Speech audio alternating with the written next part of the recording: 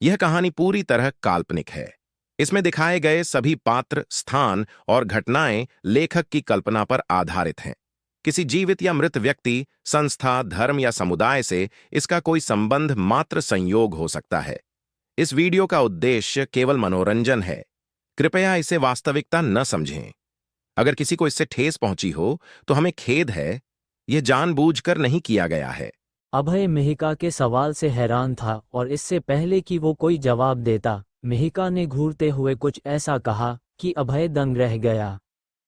मुझे विनी ने सब बता दिया है, इसलिए झूठ बोलने का तो सोचना भी मत। अभय ने विनी की तरफ सस्पिशियसली देखा और फिर पूछा, क्या बताया तुमने?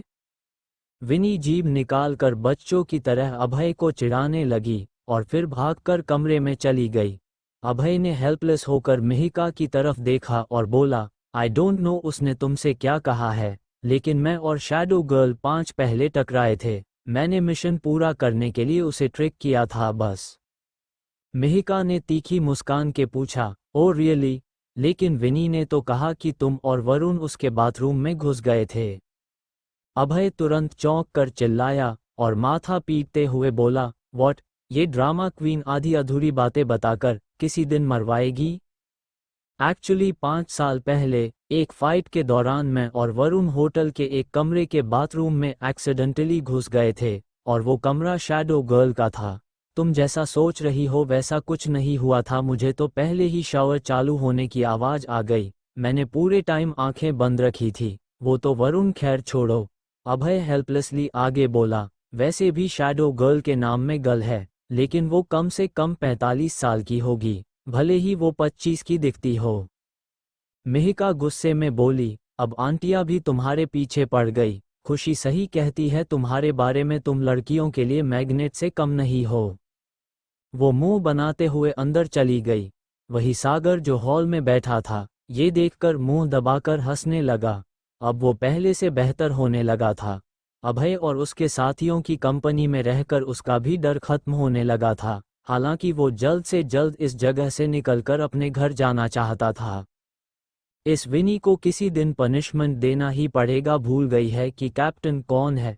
अभय ये बड़बड़ाते हुए अपने कमरे में चला गया। अगली सुबह जोगेश की गाड़ी का हॉर्न सुनकर अभय की नींद खुली। अभय ने उन्हें काम करने से मना किया था, लेकिन फिर भी वो अपनी मेहनत से पैसे कमाना चाहते थे। इस बार काम पर जाते वक्त वो लोग गुड़िया को साथ नहीं ले गए, क्योंकि गुड़िया अब मिहिका से पढ़ना लिखना सीख रही थी। साथ ही साथ मिहिका उसे मेडिकल ट्रीटमेंट की नॉलेज भी दे रही थी। दोपहर के करीब 11 बजे हेलेना और क्रिस्टीन आए थे, जो अंकित को अपने साथ मिस्टर डिसूजा के पास ले गए। उसके बाद अभय भी शैडो गर्ल से मिलने जाने के लिए रेडी हो गया। मैं रुबीना से मिलने जा रहा हूँ, अभय मिहिका और सागर से बोला। तभी शुभम हाथ में राइफल लिए बाहर आया और तुरंत बोला, मैं साथ चलूंगा। अभय को बिल्कुल अच्छा नहीं लगता था कि उसे हर वक्त किसी न किसी के साथ रहना होता था, लेकिन इस वक्त वो कमजोर स्थिति में था। वहां मुझे कोई खतरा नहीं है, मैं यूं गया और यूं आया, अभय मुस्कुराते हुए बोला। नो वे अभय कपूर, तुम अकेले कहीं नहीं जाओगे, मिहिका बिल्कुल ऑर्डर देते हुए बोली। Shubham, keep him safe. Shubham ने तुरंत हाँ में सर हिलाया और दोनों बाहर आ गए। बाहर आते ही चुराई हुई कार में बैठते हुए शुभम बोला, अच्छा हुआ उस दिन हमने कार ले ली, वरना अभी पैदल जाना पड़ता, क्योंकि सिन सिटी में लिफ्ट लेना खतरे से खाली नहीं। फिर गाड़ी स्टार्ट करने से पहले वो अभय की तरफ देखकर बोला, बॉस, उस शैडो गर्ल से मिलने जाना जरूरी है क्या? मुझे वो बहुत अजीब लगती है। कल शैडो गर्ल से मिलने के बाद शुभम उससे दोबारा तो बिल्कुल नहीं मिलना चाहता था। वो थोड़ी पागल है, अगर मैं उससे मिलने नहीं गया तो वो खुद मिलने आ जाएगी, और अगर वो आए तो ना जाने क्या क्या नुकसान हो सकता है। बेटर है मैं ही जाकर मिल लूं। वैसे तुम्हें एक औरत से इतना डर लग रहा है?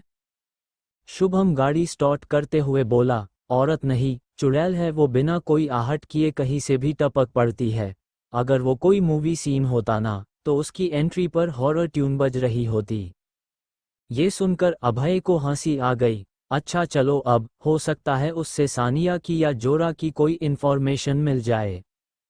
कुछ ही देर में वो लोग शैडो गर्ल के विला के सामने खड़े थे, जो बख्तावर के मैनर से थोड़ी दूरी पर ही था।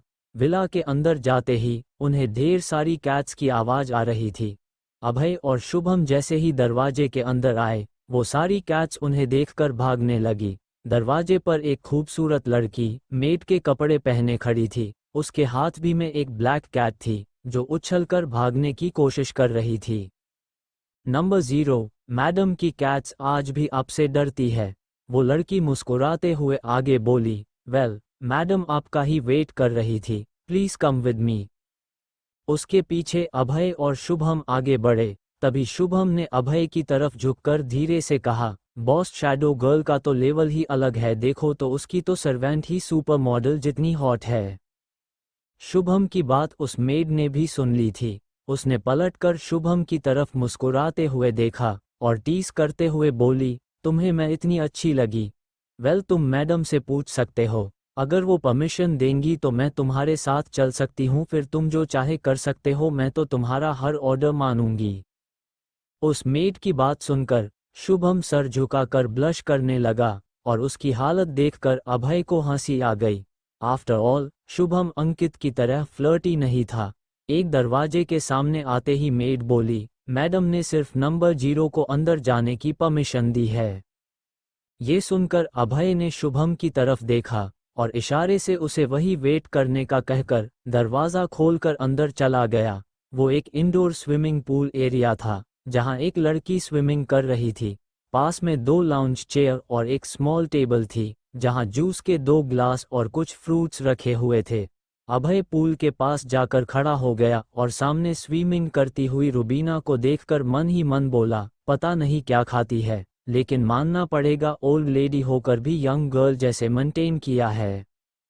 तभी रुबीना पानी से ऊपर आई और अपने गोरे गोरे हाथों से बालों को पीछे करते हुए अभय को देखने लगी। फिर बोली, वहां स्विमिंग ट्रंक्स रखे हैं, तुम चेंज करके पूल में आ सकते हो। अभय हल्के से मुस्कुराया और बोला, सर्दी के मौसम में स्विमिंग करने में मजा तुम्हें ही आता होगा। ये कहते हुए वो पीछे आकर चेयर पर बैठ गया और प्लेट से स्ट्रॉबेरी उठाते हुए बोला, मैं यही ठीक हूँ।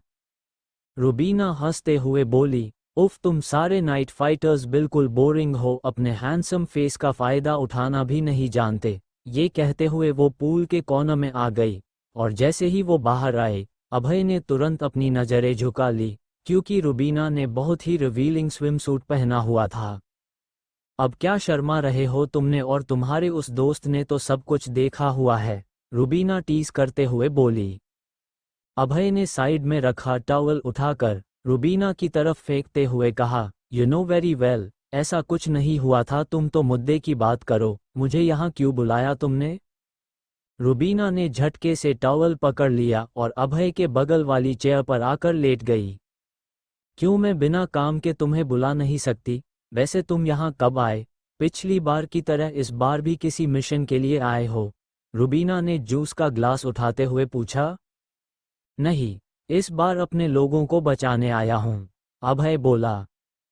तब रुबीना ने अभय को गौर से देखते हुए कहा, तुम्हारी फिजिकल कंडीशन कुछ ठीक नहीं है ना, क्या प्रॉब्लम है?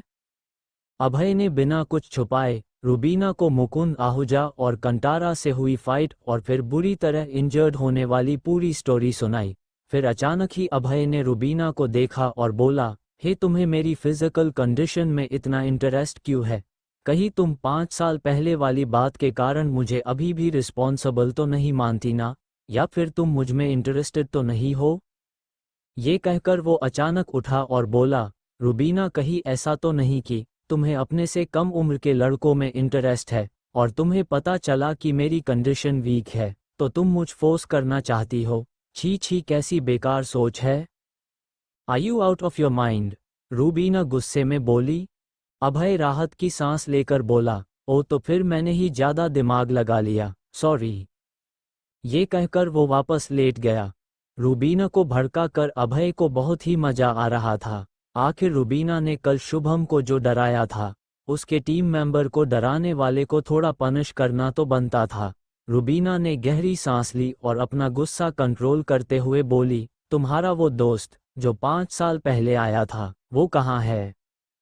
वरुण का जिक्र सुनकर अभय आंखें बंद करके गहरी सांस लेकर बोला, वरुण 3 साल पहले एक मिशन के दौरान शहीद हो गया। नाइट फाइटर्स की लाइफ एंड डेथ का कोई ठिकाना नहीं, हर दिन जिंदगी और मौत के बीच जंग होती है। रुबीना ये सुनकर चौंक गई और फिर अफसोस के साथ बोली, I am sorry to hear that. Abhay ने आंखें खोली और सीरियस होकर बोला, अब काम की बात करे, इधर उधर की बातों के लिए बुलाया है तो मेरे पास इतना टाइम नहीं है।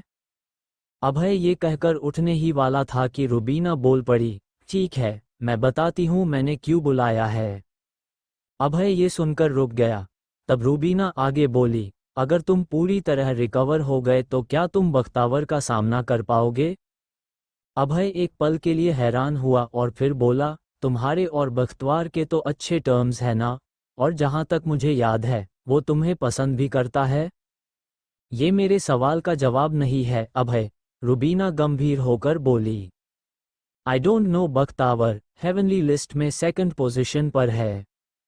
अभय आगे बोला, लेकिन वो प्रेटेंशियस क्रिमिनल है, उससे जब भी मुलाकात हुई है दिल करता है उसकी जमकर पिटाई करूं। अभय वाकई बख्तावर से फाइट करने का सोच रहा था, क्योंकि वो देखना चाहता था कि वो कितने पानी में है। अगर वो बख्तावर को हरा पाएगा तो इसका मतलब होगा कि उसकी पावर सुधीर मालिक के बराबर है, तब वो मित्तल फैमिली से बदला लेने निकलेगा। अभय अब 5 साल पहले वाली बात नहीं रही, सिन सिटी बदल गया है। रुबीना गंभीरता से बोली, अगर तुमने बख्तावर को नहीं हराया तो तुम और तुम्हारी टीम यहाँ से कभी बाहर नहीं जा पाओगे। अभय हल्के से मुस्करा कर बोला, ये तो वक्त ही बताएगा, फिलहाल तो बस मुझे अपने रिकवर होने का इंतजार है। खैर, तुमने अभी भी क्लियर नहीं किया कि तुम मुझसे क्या चाहती हो। रुबीना बोली, मेरी एक रिक्वेस्ट है, जब भी तुम सिन सिटी छोड़कर जाओगे मुझे भी साथ ले चलना प्लीज। अभय चौंक गया और रुबीना को देखते हुए बोला, लेकिन तुम यहाँ बड़े आराम से रह रही हो ना, तुम्हें बाहर जाने की क्या जरूरत है। एक्चुअली अभय आसानी से रुबीना को साथ ले जा सकता था, लेकिन रुबीना सालों से सिन सिटी यानी क्राइम की दुनिया में थी, उसके बाहर जाने से ऑर्डिनरी लोगों को खतरा हो सकता था। आई नो यहाँ सब अच्छा है, लेकिन मैं अब यहाँ की लाइफ से थक चुकी हूँ, और तुम तो जानते हो बाहर जाने के लिए बख्तावर की परमिशन लगती है, वो मुझे किसी हाल में जाने नहीं देगा। रुबीना हताश होकर आगे बोली, आई नो तुम्हें टेंशन है कि मैं कहीं बाहर कोई क्राइम न करूं, लेकिन आई प्रॉमिस मैं किसी को कोई नुकसान नहीं पहुंचाऊंगी। अभय सोच में पड़ गया और फिर गहरी आवाज में बोला, ओके, मैं तुम्हें इस नर्क से बाहर ले जाऊंगा, लेकिन मेरी एक शर्त है। रुबीना ने पूछा, कैसी शर्त? अब ये मत कहना कि तुम्हें मेरे साथ एक रात गुजारनी है, बाय द वे तुम्हारे लिए मैं इतना कर सकती हूँ। अभय तुरंत बोला, ओल्ड लेडी तुम कुछ ज्यादा ही सोच रही हो, मैं तुम्हें अपनी टीम ज्वाइन करने के लिए कह रहा हूँ। अभय अपनी टीम को स्ट्रॉन्ग बनाना चाहता था, जिसके लिए उसे पावरफुल फाइटर की जरूरत थी। आने वाले समय में उसे बड़ी बड़ी लड़ाइयाँ लड़नी थी, जहाँ जीतने के लिए वो अकेले काफ़ी नहीं था, उसकी टीम मेंबर्स का केपेबल और स्ट्रॉन्ग होना जरूरी था, और रुबीना बहुत पावरफुल थी। ऐसे ही सिन सिटी में उसे शैडो गर्ल नहीं कहा जाता था। अभय ने एक्सपेक्ट नहीं किया था कि रुबीना यहाँ से बाहर जाने की रिक्वेस्ट करेगी। रुबीना को अपनी टीम में मिलाने का ये अच्छा मौका था। रुबीना ने घूरते हुए अभय को देखा और तीखी मुस्कुराहट के साथ बोली, तुम मुझे अपनी सबॉर्डिनेट बनाना चाहते हो। अभय, आई थिंक तुम्हें कोई आइडिया नहीं है कि तुम अभी किस कंडीशन में हो। अगर तुमने मुझे यहाँ से ले जाने का प्रॉमिस नहीं किया तो मैं पूरे शहर में ढिंढोरा पिटवा दूंगी कि तुम यहाँ हो। जानते हो ना यहाँ कितने लोग तुम्हारे खून के प्यासे हैं। अभय ये सुनकर मुस्कुराया और बोला, रुबीना, जैसे तुम्हें मेरे प्रॉमिस पर यकीन है कि मैं अपना प्रॉमिस जरूर पूरा करता हूँ, वैसे ही मुझे तुम्हारे कैरेक्टर पर यकीन है। शैडो गर्ल का लेवल इतना लो नहीं हो सकता कि वो ऐसी घटिया हरकत करे, राइट? अभय आगे सीरियस होकर बोला, तो ये धमकी वाला गेम मत खेलो, मैं रोज ऐसी 2 धमकियां तो सुनता ही हूँ। वेल, तुम्हें ढिंढोरा पीटना है तो तुम कर सकती हो, लेकिन फिर तुम रोज ये दुआ करना कि मेरे दुश्मन मुझे ढूंढ कर मार डाले, क्योंकि अगर मैं बच गया तो तुम्हारी जिंदगी मौत से बदतर कर दूंगा। अभय आगे ईवल स्माइल करते हुए बोला, और फिर तुम्हें ऐसी मौत दूंगा कि तुम्हारी आत्मा भी सिहर उठेगी। अभय की बात सुनकर रूबीना एक पल के लिए उसे देखने लगी और जोर जोर से खुश होकर हंसती हुई बोली, ये हुई ना नंबर 0 वाली बात। मुझे तो लगा था कि 5 सालों में तुम्हारा गुरूर खत्म हो गया है, लेकिन तुम बिल्कुल नहीं बदले, तुम आज भी वैसे ही हो, unrestrained, rude but confident. Abhay इस बात पर मुस्कुराया और बोला, देखो Rubina, let me be clear, यहाँ से मेरे साथ सिर्फ मेरी टीम ही बाहर जाएगी। अगर तुम मेरी टीम ज्वाइन करती हो तो बख्तावर से लड़कर हम तुम्हें साथ ले जाएंगे, बाकी तुम्हारी मर्जी। रूबीना कुछ सोचते हुए बोली, तो फिर तुम्हारा प्लान क्या है? यहाँ कब तक रुकोगे और हम निकलेंगे कैसे? अभी हमें टाइम लगेगा, मैंने कहा था कि मैं अपने लोगों को बचाने आया हूँ। खैर, अभी मुझे तुम्हारी भी एक हेल्प चाहिए। अभय गंभीरता से बोला, मेरे कुछ फ्रेंड्स यहाँ आए थे, लेकिन वो लोग अचानक ही ईस्ट डिस्ट्रिक्ट में कहीं लापता हो गए। तुमने मेरी टीम मेट जोरा को तो देखा ही था। ओ, वो टैलेंटेड लड़की, हाँ मुझे याद है। रूबीना बोली, हाँ, वो भी यही आकर लापता हो गई है। अभय रूबीना की तरफ देखकर बोला, तुम तो यहाँ बहुत पावरफुल हो, तुम्हें शायद उनके बारे में कुछ पता हो। मुझसे ज़्यादा इस शहर को बख्तावर जानता है, वो तुम्हारी मदद कर सकता है। वैसे भी ईस्ट डिस्ट्रिक्ट बहुत बड़ा है और वहाँ पर लापता होना बहुत आम बात है। रूबीना हल्की मुस्कान के साथ बोली। बख्तावर का नाम सुनकर अभय को गुस्सा आ गया। वो सीरियस होकर बोला, बख्तावर जैसे आदमी मदद नहीं करते, उन्हें सिर्फ पैसे से मतलब होता है। अभय की बात का रूबीना ने कोई जवाब नहीं दिया। अभय जोरा को लेकर बहुत ज़्यादा परेशान था। उसे अच्छे से मालूम था कि जोरा को हराना आसान बात नहीं थी, लेकिन उसे ये भी मालूम था कि सिन सिटी में क्रिमिनल्स की कमी नहीं थी। जिधर नज़र डालो उधर सिर्फ अपने दुश्मन और क्रिमिनल्स ही दिखते थे। अभय को परेशान देखकर रूबीना धीमी आवाज में बोली, अभय तुम टेंशन मत लो, let me connect to few people, शायद वो कुछ मदद कर सके। तुम एक काम करो, मुझे उसकी तस्वीर भेज दो। मेरे पास जोरा की फ़ोटो नहीं है। अभय धीमी आवाज़ में बोला। दरअसल अभय ने कभी जिंदगी में किसी की फ़ोटो नहीं खींची थी और न ही वो किसी की फ़ोटो अपने मोबाइल में रखता था। एक नाइट फाइटर होने की वजह से उसे बहुत सारी चीज़ें सीक्रेट रखनी पड़ती थी, जिसमें फ़ोटो भी आती थी। ठीक है, कोई बात नहीं, मैं देखती हूँ कि मैं क्या कर सकती हूँ, रूबीना हल्की सी मुस्कान के साथ बोली। क्या तुम हमारी टीम में शामिल होने को तैयार हो? अभय हल्की सी मुस्कान के साथ बोला। अगर मुझे बख्तावर से बचना है और सिन सिटी से बाहर जाना है तो मुझे तुम्हारे लिए भी कुछ करना होगा। I will try my best to find her and yes, मैं तुम्हारे टीम में आने को तैयार हूँ, रूबीना मुस्कुराते हुए बोली। ये सुनकर अभय को थोड़ी राहत महसूस हुई। अपनी बात कहने के बाद रूबीना उठी और बोली, मेरा शेफ खाना बहुत अच्छा बनाता है, क्या तुम दोनों लंच करना चाहोगे मेरे साथ? जरूर, खाने के लिए कौन मना करता, अभय मुस्कुराते हुए बोला। उसके बाद अभय और शुभम दोनों ने रूबीना के साथ लंच किया। लंच करते समय रूबीना और अभय बातें कर रहे थे, लेकिन शुभम ने कुछ भी न बोलना ज़्यादा बेहतर समझा।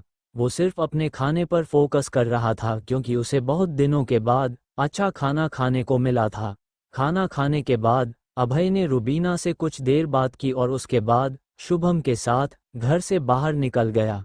जैसे ही वो बाहर निकला, शुभम सीरियस होकर, बॉस, मुझे आपसे कुछ कहना है। अभय ने पूछा, क्या बात है?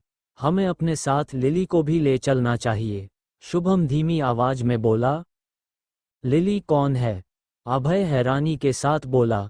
शुभम शर्माते हुए बोला, लिली, रूबीना की मेड, कितनी सुंदर थी वो, उसने मुझसे बात भी की थी, मुझे तो लगता है कि उसको मैं पसंद आ गया हूँ।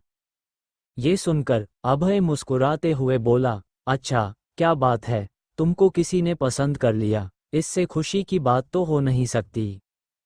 शुभम को पता था अभय उसकी टांग खिंचाई कर रहा है, लेकिन उसके बाद भी वो गुस्सा नहीं हुआ, बल्कि उल्टा शर्माते हुए बोला, हाँ, उसने मुझे ये भी बोला कि वो मेरे साथ डेट पर जाना चाहती है। अभय को मालूम था कि शुभम चाहे जितना भी फ्लर्ट करने की कोशिश कर ले, अंदर से वो एक बच्चा ही था। वो लड़कियों को ज़्यादा अच्छे से समझ नहीं पाता था। जब उसने सुना कि रुबीना की मेड ने उसे डेट पर बुलाया तो उसे दाल में कुछ काला लगा। वो समझता था कि रुबीना की मेड बिना रुबीना की परमिशन के कुछ नहीं करती। अभय मुस्कुराते हुए शुभम को बोला, ठीक है, तुम्हें अगर डेट पर जाना है तो तुम जाओ, मगर याद रखना, जाने से पहले मुझे बताना मत भूलना। ये कहने के बाद अचानक से अभय ने अपने सिर पर हाथ रखते हुए अफसोस के साथ कहा, सारी बातें कली लेकिन उससे सिन को इनकी बात नहीं की। शुभम मुस्कुराते हुए बोला, हम वापस चल सकते हैं रुबीना के घर, इसी बहाने मैं लिली से दोबारा मिल लूंगा। अभय मुस्कुराया और अपना सिर हिलाते हुए बोला, अब हम कहीं नहीं जाएंगे, भूल जाओ तुम लिली को, और वैसे भी हमारे पास उतने सिन कॉइन है जितने में हम अपना गुजारा कर सके। एक और बात, अंकित तो अब रॉबर्ट डिसूजा के लिए काम कर रहा है, उसको उसमें पैसे ज्यादा मिलेंगे। शुभम कुछ भी नहीं बोला, वो अभय के साथ चुपचाप चल रहा था। दोनों 1 घंटे से ज्यादा चलने के बाद घर पहुंच चुके थे। जब अभय घर के अंदर जाने वाला था तब उसने देखा कि उसके घर के सामने वाले घर पर, जो हमेशा खाली रहता था, उधर आज एक बूढ़ा आदमी बैठा हुआ था जिसने चश्मा लगाया हुआ था और सिन सिटी जैसी जगह पर खादी का कुर्ता पैजामा पहने हुआ था। उसके साथ एक लड़की भी बैठी हुई थी जिसने साड़ी पहनी हुई थी। उसके माथे पर एक बड़ी सी बिंदी भी थी। अभय को वो लड़की 17-18 साल की लगी और वो दिखने में भी खूबसूरत थी। दोनों के सामने एक टेबल रखा हुआ था और उसमें बहुत सारी ज्योतिषों की किताबें रखी हुई थी। शुभम उसको देखकर हल्की सी मुस्कान के साथ बोला, अरे अभय, टेबल के साथ में लगा बोर्ड देखा, क्या मस्त लाइन लिखी है, यहाँ पर तुम्हारा कल देखा जाता है, बाबा बिंदास मेरा नाम, भविष्य बताना मेरा काम, हा हा हा हा हा। सिन सिटी जैसी जगह पर क्यों आया है ये, इधर किसको अपनी जिंदगी के बारे में पता करना है? ये बाबा सिन सिटी जैसी जगह पर इसलिए आया है कि ये सबको बता सके कि सिन में कुछ नहीं रखा, भाग जाओ इस सिटी से। ये बोलकर अभय जोर जोर से हंसने लगा, उसके साथ शुभम भी हंस रहा था। बाबा बिंदास के साथ खड़ी लड़की ने जब अभय और शुभम को देखा तो वो अपने हाथ जोड़ते हुए बोली, नमस्कार, मेरा नाम सावित्री है, मैं बाबा बिंदास की पोती हूँ, क्या आप दोनों को अपना भविष्य जानना है? अभय ने शुभम की तरफ देखा और फिर दोनों मुस्कुराकर बाबा बिंदास की ओर बढ़ने लगे और फिर उनके पास पहुंचकर सामने रखी कुर्सी पर बैठ गए। ज्योतिषी की किताबों को देखकर अभय मुस्कुराते हुए बोला, आपको कितना टाइम लगा था ये सब सीखने में?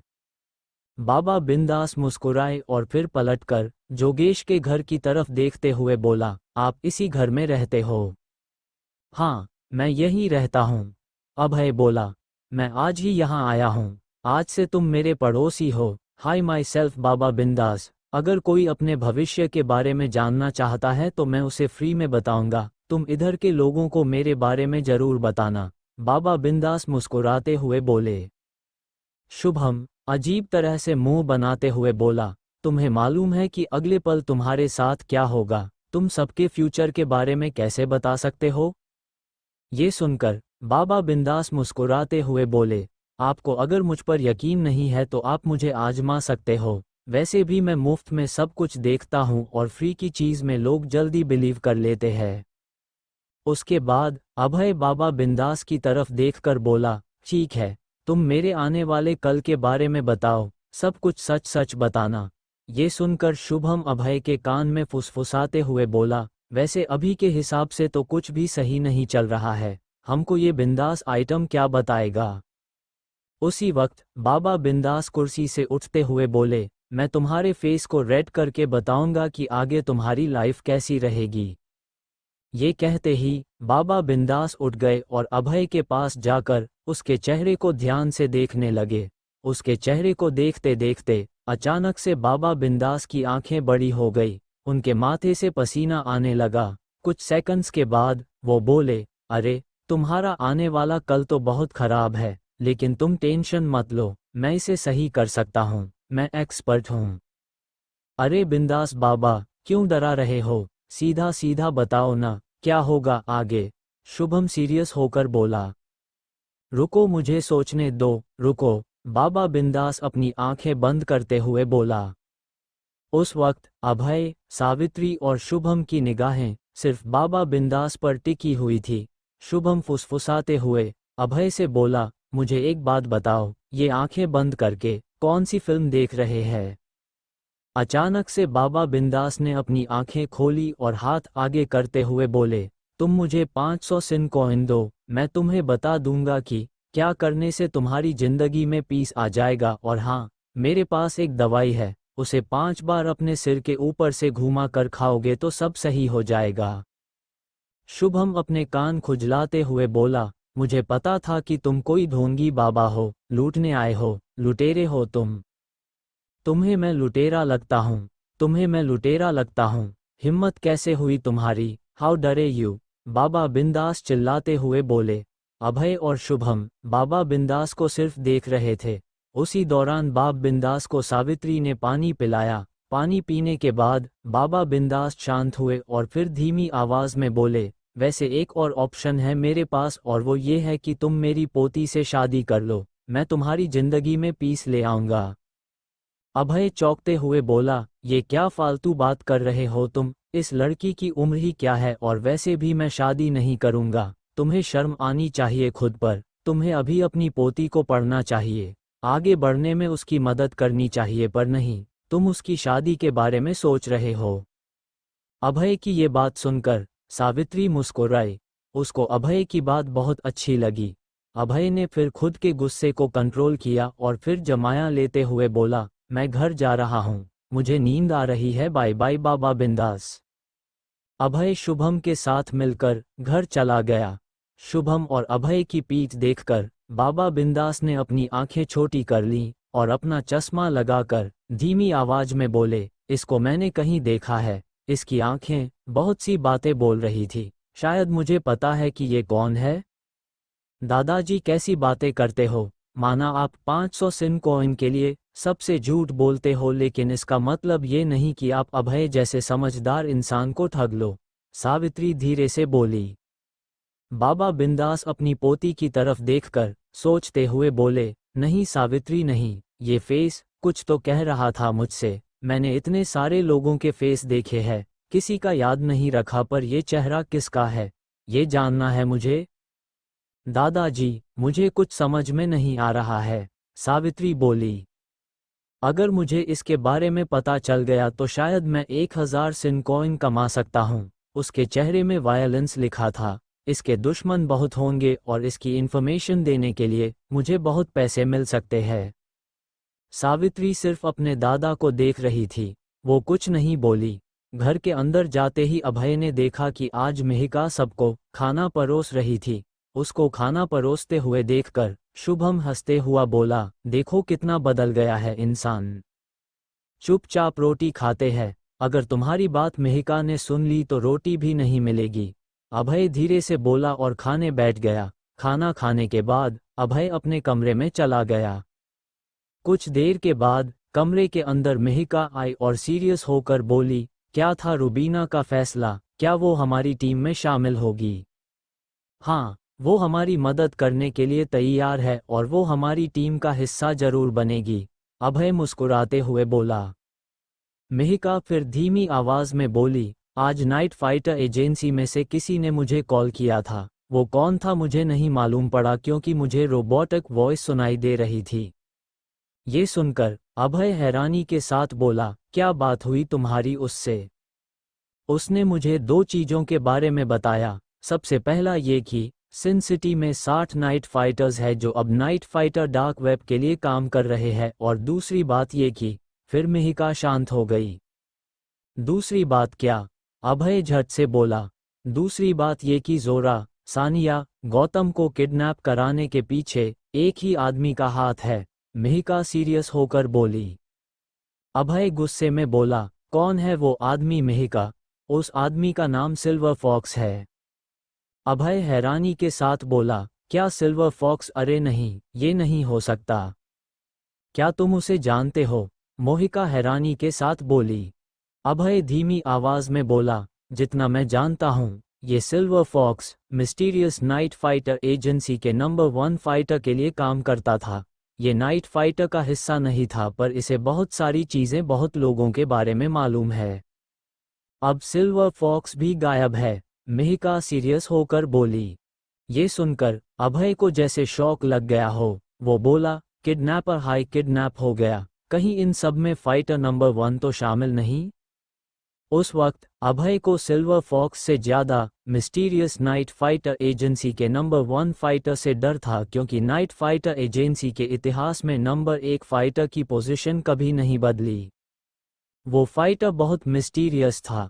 अचानक से अभय के दिमाग में मोहित दत्ता का चेहरा भी घूमने लगा। उसे पता था कि मोहित दत्ता भी नाइट फाइटर एजेंसी के लिए काम करता था, लेकिन इस बात की उसे मोहित दत्ता ने कभी श्योरिटी नहीं दी थी। मोहित दत्ता खुद को हमेशा मिस्टीरियस रखना चाहता था। इन सब के बाद भी मोहित दत्ता मसूरी में पाया गया था। उसके बारे में उधर किसी को कुछ मालूम नहीं था, लेकिन मोहित दत्ता को सबके बारे में सब कुछ पता था। अब अभय के दिमाग में मोहित दत्ता को लेकर बहुत सारे ख्याल आने लगे थे। वो सीरियस होकर मिहिका से बोला, इस चूहे बिल्ली के खेल में अगर मिस्टीरियस एजेंसी का नंबर 1 फाइटर इन्वॉल्व्ड है तो समझ जाओ Mihika, the game will be dirty. अपनों को बचाने के लिए सबको खत्म करना पड़ेगा। अभय, क्या तुम बख्तावर से दोबारा हेल्प नहीं मांग सकते? वो हमें सब कुछ सही सही बता सकता है, मिहिका बोली। अभय गुस्से में बोला, वो पैसे का भूखा है, वो पैसे के आगे इमोशंस नहीं देखता। उसी वक्त शुभम ने कमरे का दरवाजा खोला और जल्दी से बोला, मुझे शालिनी के बारे में पता चल गया है। कहाँ है वो? अभय और मिहिका एक साथ बोले। शुभम एक्साइटेड होकर बोला, मैं खाना खाने के बाद जब बाहर टहल रहा था तभी मुझे एक आदमी मिला। उसने मुझे बताया कि दिबाकर सेठ को शालिनी के बारे में पता चल गया है और दिबाकर चाहता है कि हम सब जल्द से जल्द उससे मिले। अभय ने एक लंबी सांस ली और हल्की सी मुस्कान के साथ बोला, चलो चलते हैं दिबाकर से मिलने। जिस वक्त अभय शुभम के साथ मिलकर दिबाकर सेठ से मिलने जा रहा था, उसी वक्त शहर के बिल्कुल बीचों बीच में बने एक महल के अंदर रुबीना जा रही थी। जैसे ही रुबीना बड़े से हॉल में पहुंची, उसने देखा कि बख्तावर सोफे में बैठकर वाइन पी रहा था। उसके बाद रुबीना की नज़र जब बख्तावर के साथ बैठे आदमी पर पड़ी तो वो चौंकते हुए बोली, मोहित दत्ता, यू आर बैक। 20 साल बाद दोबारा मिला है तुम मोहित दत्ता से, थोड़ा चेहरे पर स्माइल लाओ, इतनी टेंशन में क्यों लग रही हो रुबीना? बख्तावर शरारती मुस्कान के साथ बोला। उसी वक्त मोहित दत्ता मुस्कुराते हुए रुबीना को बोला, तुमसे दोबारा मिलकर बहुत अच्छा लग रहा है रुबीना। इससे पहले रुबीना कुछ भी बोलती, उसे बीच में बख्तावर रोकते हुए बोला, रुबीना, मुझे उड़ते उड़ते खबर मिली है कि तुम्हारी और अभय की मुलाकात हुई है, इज इट ट्रू? रुबीना गुस्से में बोली, अपना दिमाग मत लगाओ बख्तावर, हाँ मिली थी मैं उससे, तुमसे क्या लेना देना? तुम अभय का हेल्प लोगी यहाँ से एस्केप करने के लिए। रिमेंबर, मेरे रहते तुम अभय के साथ सिन सिटी से बाहर नहीं जा सकती। You are trusting the wrong person. Abhay तुम्हारी कोई मदद नहीं कर सकता, बख्तावर कॉन्फिडेंटली बोला। शायद 5 साल पहले तुमने ही अभय को बाहर करने के लिए कहा था, आज तुम ही उसे बाहर नहीं भेजना चाहते, रुबीना हल्की सी मुस्कान के साथ बोली। बख्तावर मुस्कुरा कर बोला, टाइम चेंजेस रुबीना, तब बात अलग थी, अब बात अलग है, अब वो मुझे नहीं हरा सकता, और सबसे इम्पोर्टेंट बात यह है कि उसकी मदद करने के लिए अब सुधीर मालिक भी यहाँ नहीं आएगा। तुम्हें कैसे पता है कि अभय तुम्हें हरा नहीं सकता? रुबीना बोली। बख्तावर हंसने लगा। वो हंसते हुए बोला, सबसे पहला चीज ये है कि इस वक्त अभय की हालत अच्छी नहीं है, उसके पास ताकत नहीं है मुझसे फाइट करने की, और दूसरी चीज ये कि मैं सिर्फ सुधीर मलिक से डरता हूँ। ही इज पावरफुल, मेरी ताकत कुछ भी नहीं उनके सामने, और वो एक बार में ही सबको खत्म कर सकते हैं। रुबीना और मोहित दत्ता बख्तावर की बात सुन रहे थे, लेकिन वो कुछ भी नहीं बोले। अपनी बात आगे कंटिन्यू करते हुए बख्तावर जहरीली मुस्कान के साथ बोला, आई नो, उसने कंटारा और मुकुंद आहूजा को अकेले फिनिश किया था। उसमें कैपेबिलिटी है फाइट करने की, पर मुझसे वो अकेले नहीं लड़ सकता, और इस बार ये अभय सिन सिटी के ट्रैप से खुद को नहीं बचा सकता। बख्तावर के बोलने के तुरंत बाद मोहित दत्ता अपनी जगह से उठा और धीरे धीरे रुबीना की तरफ बढ़ने लगा। मोहित दत्ता को अपने करीब आता देख रुबीना का दिल जोरों से धड़कने लगा था। रुबीना के करीब पहुंचकर मोहित दत्ता धीमी आवाज में बोला, रुबीना, मैं तुमसे सिर्फ एक बात बोलूंगा और वो ये कि अभय की मदद करने के लिए अपने हाथ आगे मत बढ़ाओ, ना उसे पैसे दो और न ही उसके साथियों को ढूंढने में उसकी मदद करो। आई होप मेरी बात समझ में आ गई है तुम्हें। रुबीना हैरानी के साथ मोहित दत्ता की बात सुन रही थी। उनके बोलते ही रुबीना बोली, मैं समझ गई। ये बोलकर रुबीना घर से बाहर चली गई। उसी समय अभय और शुभम रेड लाइट एरिया की तरफ जा रहे थे। तकरीबन आधे घंटे बाद जब वो रेड लाइट एरिया के गेट पर पहुंचे तो इस बार उनका फेस रिकॉग्निशन नहीं किया गया। रेड लाइट एरिया में एंटर करते ही उन्हें कुछ देर के बाद एक छोटा सा कसिनो नजर आया, जिधर उस वक्त दिबाकर सेठ बैठा हुआ था। कसिनो के अंदर जाते ही अभय और शुभम ने देखा कि उधर अनगिनत लोग थे। सबके माथे पर जुआरी लिखा हुआ था और सब उधर एक का डबल करने के लिए आए थे। सबको देखकर अभय अपने नाक में हाथ रखते हुए बोला, इतनी दारू की खुशबू के बीच में ये सब जिंदा कैसे है? कसिनो में मौजूद सभी लोग लोअर क्लास फैमिलीज से थे। उन्हें ना आने वाले कल से मतलब था और न बीते हुए कल से। वो सिर्फ नशे में अपनी किस्मत लिख रहे थे। उसी वक्त एक हट्टा कट्टा आदमी अभय और शुभम के पास आकर बोला, कितने सिन कॉइन लाए हो, कितने की बाजी खेलोगे? हमें दिबाकर सेठ से मिलना है। शुभम सीरियस होकर बोला। ये सुनकर उस आदमी ने कसिनो के ऑफिस की तरफ इशारा किया और अजीब सा मुंह बनाते हुए बोला, जाओ तुम लोग अंदर, दिबाकर सेठ वहीं है। ये कहकर वो आदमी वहां से चला गया। अभय और शुभम जैसे ही ऑफिस के अंदर पहुंचे, दिबाकर सेठ एक्साइटेड होकर खड़े हो गए। वो दोनों के पास खड़े होकर बोले, क्या बात है, क्या बात है? कुछ सेकंड पहले यही सोच रहा था कि आप लोग लेट तो नहीं हो जाओगे, पर देखो अब दोनों टाइम पर आ गए। बहुत लंबी उम्र है आपकी, हा हा हा। बैठो बैठो, इसको अपना ऑफिस ही समझो, हा हा हा हा। अभय और शुभम जल्दी से बैठ गए। उस वक्त अभय सिर्फ शालिनी के बारे में जानना चाहता था, इसलिए उसने बिना अपना टाइम वेस्ट किए दिबाकर सेठ से सीरियस होकर कहा, शालिनी कहाँ है दिबाकर? ये सुनकर दिबाकर सेठ का मुस्कुराता हुआ चेहरा सीरियस हो गया। उसने जल्दी से अपने जेब से सिगरेट निकाली और उसे पीते हुए बोला, मुझे ये नहीं मालूम है कि शालिनी कहाँ है, लेकिन मुझे ये जरूर पता चल गया है कि वो कौन थी, वो पहले क्या करती थी, सब पता चल गया है मुझे। कौन थी वो? शुभम ने झट से पूछा। 5 साल पहले शालिनी एक ग्रुप की लीडर थी जिसका नाम डेडली सिन क्रू था। उस क्रू में 12 लोग थे। सिन सिटी के वेस्टर्न एरिया में ये लोग राज करते थे। इनका काम शहर के पावरफुल ग्रुप्स की सीक्रेट इन्फॉर्मेशन इकट्ठा करके दूसरे ग्रुप को बेचना होता था। दिबाकर सीरियस होकर बोला। बोलते बोलते उसकी सिगरेट बुझ गई। उसने दोबारा जलाया और फिर उसे पीते हुए बोला, बाद में जब कुछ ग्रुप्स को पता चला कि उनकी इन्फॉर्मेशन डेडली सिन क्रू लीक करता है तो उन्होंने एक साथ मिलकर शालिनी के क्रू पर अटैक कर दिया, जिसके कारण उसके क्रू के आधे से ज्यादा लोग मारे गए, लेकिन शालिनी बच गई। फिर उसके बाद शालिनी का क्या हुआ? शुभम ने हैरानी के साथ पूछा, जिसके जवाब में दिबाकर हल्की सी मुस्कान के साथ बोला, इस हादसे के बाद शालिनी को सिन सिटी में नहीं रहना था। उसे सबसे खतरा था, इसलिए सिन सिटी से बाहर जाने के लिए इत्तेफाक से उसे एक प्लेन दिखा जिसमें वो बैठ गई थी। और सबसे मजेदार बात यह है कि जिस दिन अभय सिन सिटी से गया था उसी दिन शालिनी भी गई थी। हा हा हा हा। शुभम जोर से बोला, क्या अभय और शालिनी एक ही प्लेन से गए थे? सारी बातें सुनकर अभय के चेहरे पर हल्की सी मुस्कान आ गई। वो मुस्कुराते हुए बोला, कमाल की बात है, एक दिन 2 कहानियां बदली थी और दोनों को ही नहीं मालूम था कि वो एक दूसरे से दोबारा मिलेंगे। सच कहा है किसी ने, ये इत्तेफाक होते भी इत्तेफाक से है। शुभम अभय की तरफ देखकर मुस्कुराते हुए बोला, तुम्हारी और शालिनी की प्रेम कहानी लगता है 5 साल पहले ही शुरू हो चुकी थी। अभय ने उस बात का कोई जवाब नहीं दिया। शुभम ने भी अपने दांत अंदर कर लिए।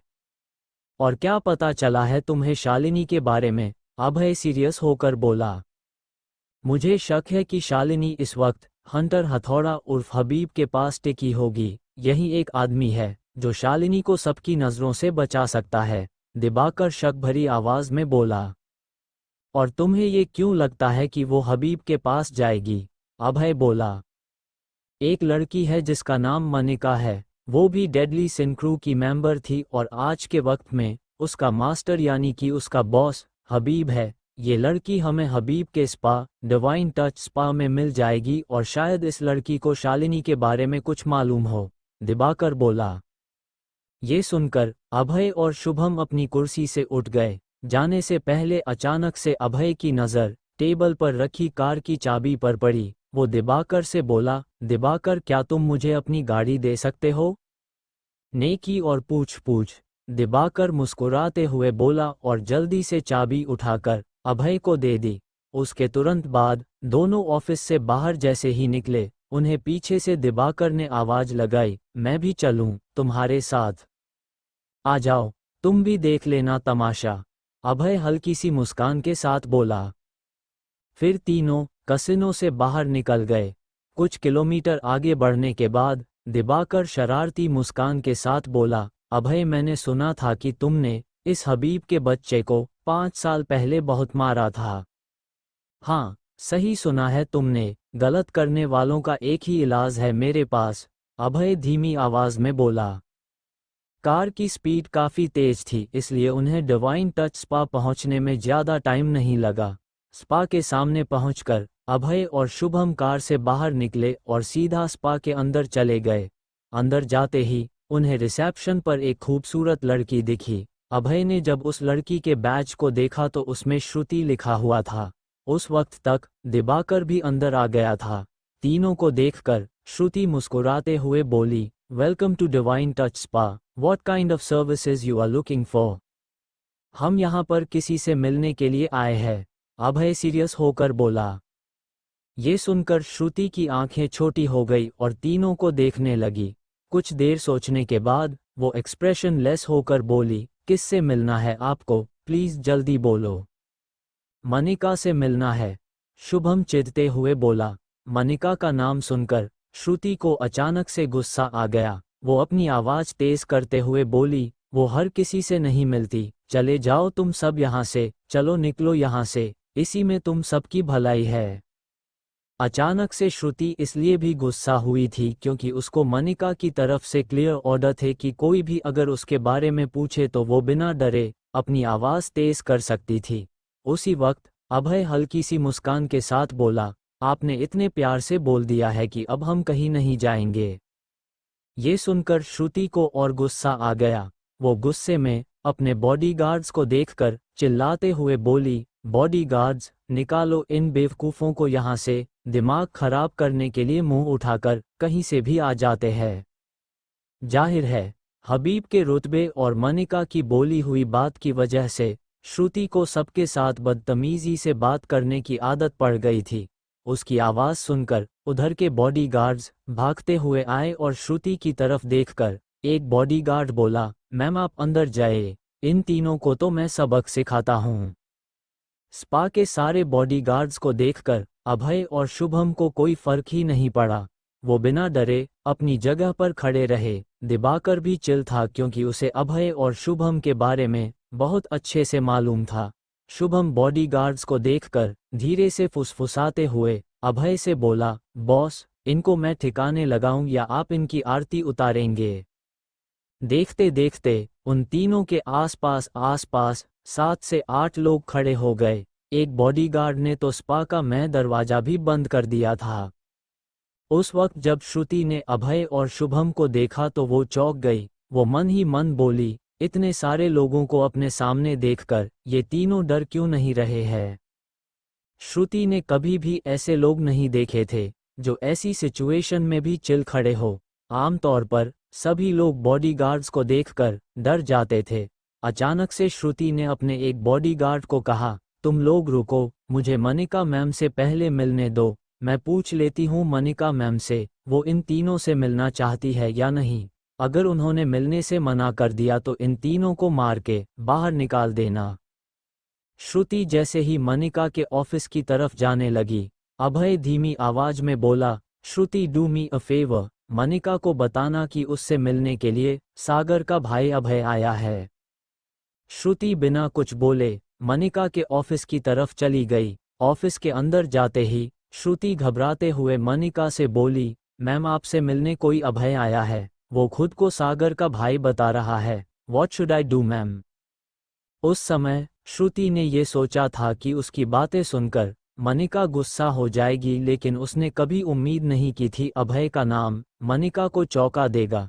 उसने देखा कि अभय का नाम सुनते ही मनिका अपनी कुर्सी से उठ गई और बिना कुछ बोले ऑफिस के बाहर निकल गई। ऐसा पहली बार था कि श्रुति ने मनिका को इतना डरा हुआ देखा था। ऑफिस से बाहर निकलते ही मनिका अपने बॉडीगार्ड्स को चिल्लाते हुए बोली, चले जाओ यहाँ से। अपने बॉस की बात सुनकर उधर खड़े सारे बॉडीगार्ड्स वहां से चले गए। उसी समय मनिका तीनों के पास आकर खड़ी हो गई और सीरियस होकर बोली, क्या चाहिए आप लोगों को, आप सब इधर क्यों आए हैं। उस वक्त मनिका का दिल जोरों से धड़क रहा था। उसको देखकर ऐसा लग रहा था कि उसने मानो किसी भूत को अपने सामने देख लिया हो। अभय मनिका को देखकर मुस्कुराते हुए बोला, मनिका तुम्हारा डर बता रहा है कि तुम्हें मेरा सवाल मालूम है, लेकिन फिर भी मैं तुमसे बहुत प्यार से पूछ रहा हूँ, शालिनी कहाँ है। मनिका का दिल और तेजी से धड़कने लगा। कुछ देर सोचने के बाद वो धीमी आवाज में बोली, शालिनी तो 5 साल पहले सिन सिटी से चली गई थी, मुझे अभी नहीं मालूम कि वो कहाँ है। I think she is dead. ये सुनकर अभय मनिका की आंखों में आंखें डालकर सीरियस होकर बोला, मैं तुम्हें एक और आखिरी मौका दूंगा, एक आखिरी मौका, मुझे बताओ शालिनी कहाँ है। मनिका अभय से और ज्यादा डरने लगी थी। उस वक्त अभय की आंखों में शालिनी के लिए गुस्सा साफ साफ देखा जा सकता था। उसी समय शुभम बोला, मनिका अगर तुम्हें नहीं मालूम कि शालिनी कहाँ है तो तुम डर क्यों रही हो, तुम तो हमसे कभी मिली भी नहीं हो, तो मुझे डरने का रीजन समझ नहीं आ रहा है, क्यों डर रही हो, जवाब दो। जब मनिका ने शुभम की बातें सुनी तो वो अचानक से रोने लगी। वो रोते रोते बोली, मैं शालिनी के किसी प्लान में शामिल नहीं थी। कुछ वक्त पहले मुझे उसका मैसेज आया था कि वो सिन सिटी वापस आने वाली है और मुझे उसको एक जगह ड्रॉप करना है, मैंने बस वहीं किया, प्लीज मेरी बात पर भरोसा करो। मुझे पता है कि तुम शालिनी के किसी प्लान में शामिल नहीं हो, क्योंकि अगर तुम होती तो शायद इतनी आसानी से हमें कुछ भी न बताती। अभय हल्की सी मुस्कान के साथ बोला। मनिका की बात सुनकर दिवाकर शुभम से धीमी आवाज में बोला, देखा मेरा शक सही निकला। शुभम मजाकिया अंदाज में बोला, वेरी गुड, भगवान को लड्डू चढ़ाकर खा लेना। उसी दौरान अभय मनिका से बोला, मुझे शालिनी के पास ले चलो, उम्मीद है कि तुम्हें उसकी लोकेशन के बारे में पता होगा। ठीक है, मैं आप सबको शालिनी के पास लेकर चलती हूँ। ये सुनकर अभय और शुभम की खुशी का ठिकाना नहीं रहा। वो इतने दिन से जिसकी तलाश कर रहे थे वो आज उन्हें मिलने वाली थी। शुभम बोला, हम तुम्हारा कार में इंतजार कर रहे हैं, जल्दी से बाहर आओ। मनिका ने हामी भरते हुए अपना सिर हिलाया और बोली, मुझे श्रुति को कुछ समझाना है, मैं 5 मिनट में बाहर आती हूँ। ये सुनकर अभय सीरियस होकर बोला, मनिका एक बात याद रखना, हम यहाँ आए थे, इसके बारे में किसी को भी नहीं पता चलना चाहिए, हबीब को भी नहीं। आई होप तुम्हें मेरी बात समझ में आ गई है। मैं समझ गई हूँ आपकी बात, मनिका धीमी आवाज में बोली। ये सुनने के बाद अभय, शुभम और दिवाकर स्पा से बाहर निकल गए। वो गाड़ी में बैठकर मनिका का इंतजार करने लगे। तकरीबन 5 मिनट के बाद मनिका बाहर आई और कार की तरफ बढ़ने लगी। उसको देखकर शुभम शक भरी आवाज में बोला, अभय क्या बात की होगी इसने श्रुति से, कहीं इसने हमारे बारे में किसी को कुछ बता तो नहीं दिया। सिन सिटी में अच्छे लोग रुपए की करेंसी की तरह है, बहुत मुश्किल से मिलेंगे, और दूसरी तरफ धोखा और चालाकी सिन कॉइन की तरह है, ये सबकी जेब में मिलेगा। अभय शुभम की तरफ देखकर बोला। कुछ सेकंड्स के अंदर मनिका भी गाड़ी के अंदर आकर बैठ गई थी। उस वक्त मनिका पहले से काफी रिलैक्स्ड लग रही थी। शुभम शक भरी निगाहों से मनिका को देख रहा था, लेकिन वो कुछ बोला नहीं। दिवाकर सेठ की कार पहाड़ों के सुंदर रास्ते चल रही थी। उस वक्त सबको सिर्फ इंजन की गड़गड़ाहट और दिलों की धड़कन सुनाई दे रही थी। कार के अंदर का माहौल टेंशन से भरा हुआ था। सभी लोग अपनी सोच के भूल भुलैया में खोए हुए थे। दिवाकर सेठ चुपचाप अपनी गाड़ी चला रहे थे और अपने पीछे आ रही गाड़ियों को ध्यान से देख रहे थे। उनके साथ बैठा शुभम सिर्फ यही सोच रहा था कि अचानक से कहीं उन पर कोई हमला न कर दे। वहीं अभय पहाड़ों के सुंदर सीनरी को देख रहा था। उसको देखकर ऐसा लग रहा था कि उसे किसी भी तरह की टेंशन नहीं थी। अचानक से शुभम दिवाकर सेठ की तरफ देखकर बोला, तुम्हारे पास बंदूक है क्या? हाँ, डैशबोर्ड में रखी है। क्यों? दिवाकर ने चौंकते हुए जवाब दिया। इससे पहले शुभम कुछ बोलता, अभय उसको बोला, शुभम, शालिनी को पकड़ना है, उसे मारना नहीं है। We don't need gun. पर अभय, अगर उसके घर कोई और हुआ तो? शुभम बोला। उसी वक्त मनिका बोली, आप टेंशन मत लो, शालिनी के साथ इस वक्त कोई भी नहीं है, वो मेरे घर में ही रहती है। मनिका की बात सुनने के बाद शुभम कुछ भी नहीं बोला। यहीं दूसरी तरफ शालिनी मनिका के घर के ड्राइंग रूम में बैठकर वेब सीरीज देख रही थी। उसके एक हाथ में वाइन का गिलास था और दूसरे हाथ में मोबाइल फोन। वो बहुत ज्यादा नशे में लग रही थी। उसकी आंखें लाल थी। अचानक से उसने अपना फोन सोफे पर रख दिया और दांत पीसते हुए नशे बोली, अरे यार, इस वेब को मैं कितनी बार देख चुकी हूँ, अब तो बोर हो गई हूँ मैं। ये बोलकर शालिनी वाइन का गिलास लेकर एक बड़े से शीशे के सामने लड़खड़ाते हुए जाने लगी। वो चलते चलते गुस्से में बोली, क्या ये अकेले घर में मैं बोर होती रहती हूँ? इससे अच्छा तो मुंबई था। कम से कम अपना काम करती थी, पार्टी करती थी और चुपचाप सो जाती थी। ये बोलते बोलते शालिनी शीशे के सामने खड़ी हो गई और खुद को देखते हुए बोली, कैसी जिंदगी जी रही तू शालिनी, खुद को देख, पेट बाहर निकल रहा है तेरा। उसके बाद शालिनी ने वाइन का और सीप लिया और फिर गुस्से में बोली, ये सब उस अभय की वजह से हो रहा है। अगर मित्तल परिवार ने उसे निशाना नहीं बनाया होता तो आज मैं यहाँ नहीं आती। एक तो अभय और ऊपर से उसका भाई, ना जाने मेरी किस्मत में क्यों आए। ठीक उसी समय शालिनी को घर का दरवाजा खुलने की आवाज आई। वो एक्साइटेड होकर बोली, मुझे लगता है कि आज मनिका काम से जल्दी आ गई है। चलो बढ़िया है, कम से कम कोई तो होगा बात करने को। आमतौर पर मनिका काम से हमेशा लेट आया करती थी, इसलिए जब उसने दरवाजा खुलने की आवाज सुनी तो वो खुश हो गई। शालिनी नशे में भागते हुए जब दरवाजे के करीब पहुंची तो उसकी पूरी एक्साइटमेंट शौक में बदल चुकी थी। उसकी नशीली आंखें बड़ी हो गई थी। उसने देखा कि मनिका के साथ साथ वहां पर 3 लोग और आए हैं।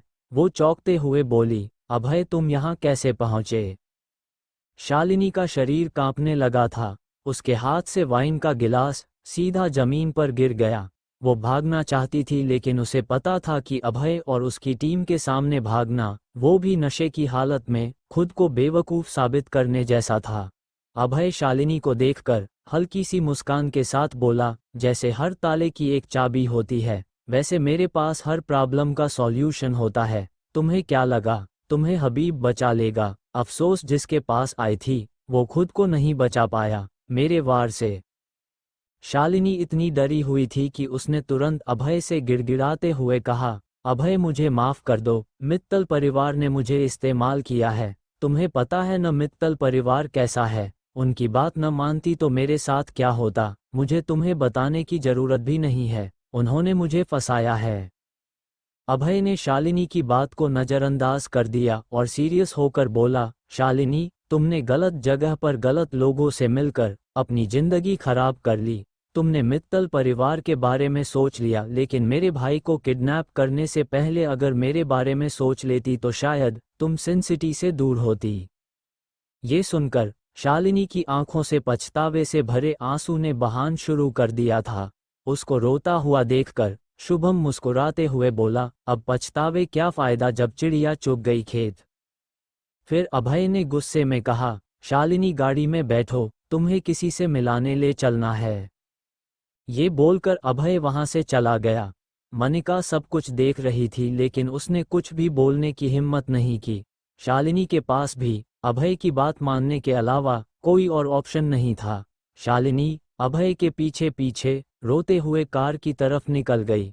शालिनी का चेहरा रोने के कारण पूरी तरह लाल हो चुका था। कुछ किलोमीटर आगे बढ़ने के बाद शालिनी डरते हुए बोली, अभय तुम मुझे कहाँ ले जा रहे हो? मुझे माफ कर दो अभय, प्लीज समझो मेरी बात को। मेरे पास सच में कोई चॉइस नहीं बची थी। मित्तल परिवार की बात मानने के अलावा चॉइस नहीं बची थी। सीरियसली तुम्हारे पास चॉइस नहीं थी या फिर तुमने सब इग्नोर कर दिया? तुम चाहती तो सब कुछ मुझे बता सकती थी लेकिन तुमने नहीं बताया और अब तुम चॉइसेस की बात करती हो। कमाल है, अभय गुस्से में बोला। शालिनी रोते हुए बोली, ठीक है अभय, माना मैंने गुस्से में आकर गलती कर दी लेकिन अब तुम्हारे पास चॉइस है न मेरी जान बचाने की। Please save me from Ashneer. Ashneer? ये अशनीर कौन है? शुभम ने हैरानी के साथ पूछा। शालिनी अपने आंसू पोंछते हुए बोली, मित्तल परिवार ने तुम्हें खत्म करने के लिए अशनीर को भी मेरे साथ भेजा है। अशनीर पंजाब का मोस्ट वांटेड क्रिमिनल है जिसके ऊपर 1 करोड़ का इनाम भी है। उसको ये बोला गया है कि अगर मैंने भी कोई चालाकी की तो मुझे भी मार दिया जाए। तुम्हें मार देता अशनीर तो ज्यादा ठीक था, शुभम दांत पीसते हुए बोला। शालिनी बोली, अभय मैं मित्तल परिवार के बने चक्रव्यूह में फंस गई थी। मैं उनके खिलाफ जाती तो तुम्हें भी पता है कि क्या होता मेरे साथ। ये सुनकर अभय कुछ भी नहीं बोला। लगभग 10 मिनट के बाद दिबाकर सेठ ने गाड़ी जोगेश के घर के बाहर रोक दी। उसके वक्त जोगेश और लीलावती राशन लेने के लिए गए हुए थे। मिहिका और सागर एक साथ बैठकर बातें कर रहे थे। शुभम ने शालिनी का हाथ पकड़ा और उसे सीधा घर के अंदर लेकर गया। अंदर जाते ही शुभम जोर से चिल्लाया, सागर बाहर आओ सागर। शुभम की आवाज सुनकर मिहिका और सागर जल्दी से कमरे के बाहर निकल गए। बाहर जाते ही जब सागर ने शालिनी को देखा तो वो डर गया, उसके हाथ कांपने लगे थे। वो धीरे धीरे शालिनी के पास गया और फिर रोते हुए जोर से बोला, क्यों शालिनी, क्यों क्यों किया तुमने मेरे साथ ऐसा? क्या बिगाड़ा था मैंने तुम्हारा? सागर फूट फूट कर रोने लगा। दरअसल रेड लाइट एरिया से वापस आने के बाद सागर पहले जैसा नहीं रहा था। वो शांत रहता था, किसी से ज्यादा बात नहीं करता था और आज जब उसने शालिनी को अपनी आंखों के सामने देखा तो उसके सारे इमोशंस बाहर निकल आए। वो एक 2 साल के बच्चे की तरह रो रहा था। रेड लाइट एरिया के एक्सपीरियंस ने सागर को अंदर से खोखला कर दिया था। मेंटली वो खुद को कभी शांत कर ही नहीं पाया। अचानक से सागर तेज आवाज में बोला, शालिनी चली जाओ तुम मेरी नजरों के सामने से। 1 मिनट भी तुम रुकी तो मैं तुम्हें जान से मार दूंगा। सागर का गुस्सा देखकर सभी चौंक गए थे। अभय को समझ में आ गया था, अगर शालिनी ज्यादा देर तक सागर के सामने खड़ी रहेगी तो उससे सागर का गुस्सा और ट्रिगर होगा। उसने शुभम को शालिनी को बाहर ले जाने का इशारा किया। शुभम ने उसी वक्त शालिनी का हाथ पकड़ा और बोला, चलो वापस कार में बैठो। शालिनी के जाने के बाद मिहिका ने सागर को गले लगाया और तब तक उसे अपने करीब रखा जब तक सागर शांत नहीं हुआ।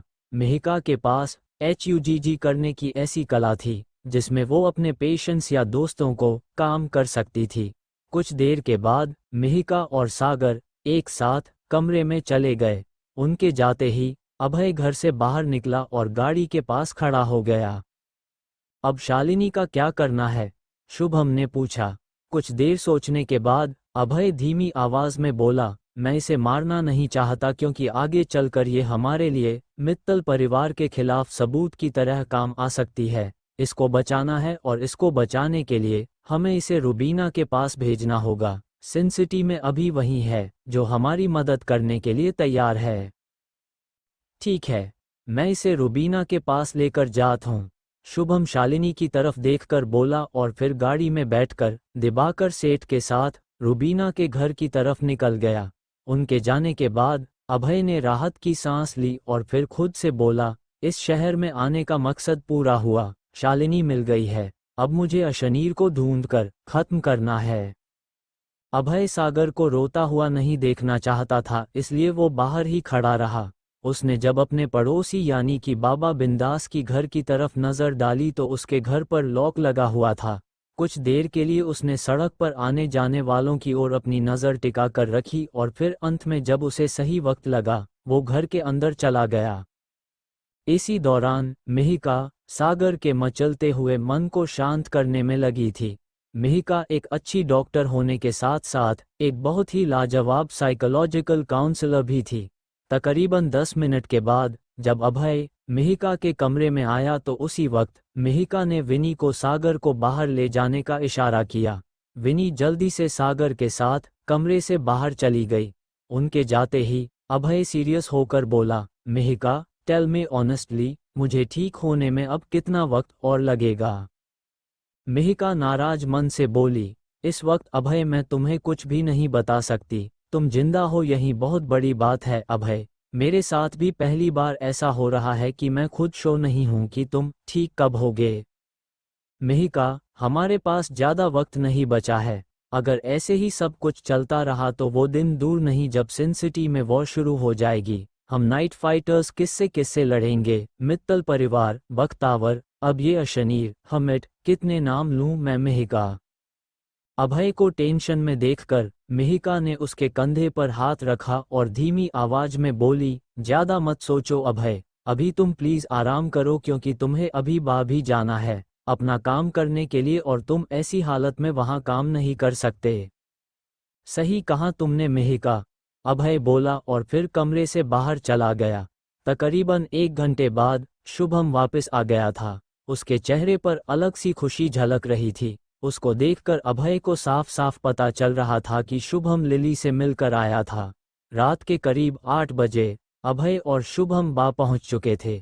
दोनों को देखकर चंदन थोड़ा सा डर गया था क्योंकि उसे चैलेंज वाली रात की खबर अच्छे से मिल गई थी। उसे पता था कि अभय और उसके साथियों ने मलिंगा के आदमियों को धूल चटाई थी। अभय और शुभम ने जल्दी से वेटर वाले कपड़े पहने और अपना काम करना शुरू कर दिया। जैसे ही रात के 9 बजे बार में थोड़ी भीड़ बढ़ने लगी। उसी दौरान एक खूबसूरत औरत बार के अंदर आई और अभय की तरफ इशारा करते हुए जोर से बोली, मेरे लिए वाइन लेकर आओ। ये बोलकर वो बैठ गई। अभय ने उस औरत की बात मानी और वाइन लेकर उसके पास गया। जैसे ही उस औरत ने वाइन की बोतल देखी, वो गुस्से से उठी और बोतल को उठाकर फेंक दिया और चिल्लाते हुए बोली, मुझे इस बार की सबसे महंगी वाइन पीनी है और एक बोतल मत लाओ, मेरे सामने सबसे बेस्ट वाइन्स लेकर आओ। अभय चौंक गया। उसने जब ध्यान से उस औरत को देखा तो उसे वो लगभग 30 साल की लग रही थी। उसने कोई मेकअप अप्लाई नहीं किया था और उसकी आंखें सूजी हुई थी। उसको देखकर ऐसा लग रहा था कि आने से पहले वो बहुत ज्यादा रोई हो। अभय ने लंबी सांस ली और फिर बाकी सबसे बेस्ट वाइन्स लाकर उस औरत की टेबल पर रख दी। बॉटल्स को देखकर वो औरत बहुत खुश हुई और फिर उन्हें एक एक करके पीने लगी। उधर मौजूद सभी लोग सिर्फ उसी औरत को देख रहे थे। कुछ आदमी उससे बात करने के लिए आते और उसका गुस्सा देखकर वहां से भाग जाते। उस समय अभय सिर्फ अपने काम पर ध्यान दे रहा था। अब वो औरत भी नशे में हो गई थी। उसने अभय की तरफ देखकर कहा, हे मिस्टर वेटर, मेरे पास आओ, drink with me. Ma'am, we can't drink with our guest.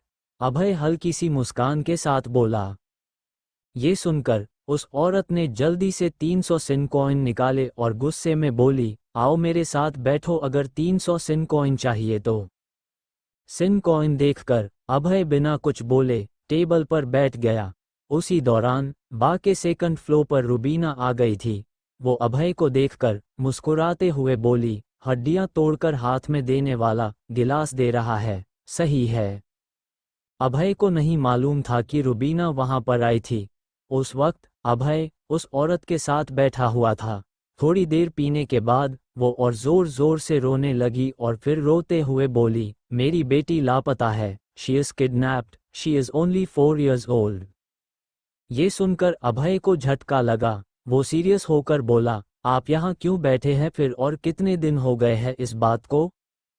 2 या 3 दिन हो गए हैं। मैंने उसे खोजने की कोशिश की लेकिन उसका कोई पता नहीं है, ना जाने कहाँ है मेरी बेटी। औरत रोते हुए बोली।